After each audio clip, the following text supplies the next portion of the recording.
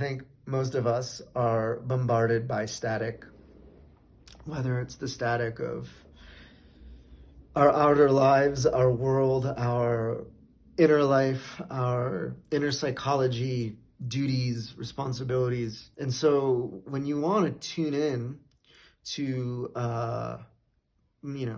ease, for instance, or joy, for instance, or something other than anxiety, for instance, we have to tune, just like tuning an instrument. We have to tune this instrument, this mind, body, soul, psyche situation we've all got going on as human beings. Sound is an incredibly efficient way to tune ourselves.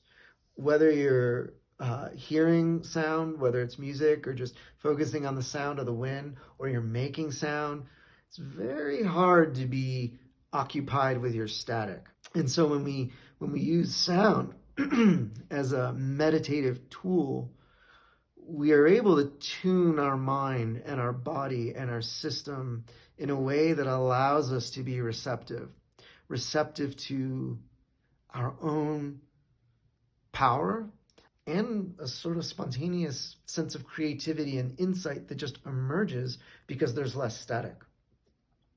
So in this workshop, we use sound to tune.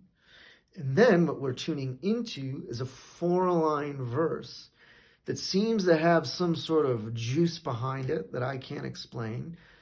But in a similar way of relating to sound, the verses of the meditation verse hang in the space of the mind, and then they work us. So we're tuned in, we tune into these lines, and then we let them resonate. We let them do the work. We don't have to force ourselves into a technique.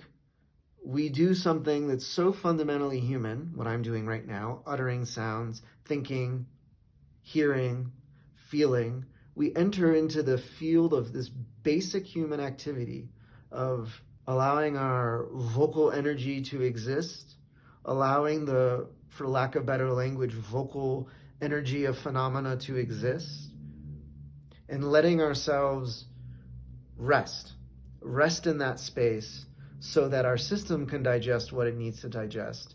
What needs to move can move, and perhaps some newfound insight, joy, clarity, something other than our usual static starts to inform our way of relating to life.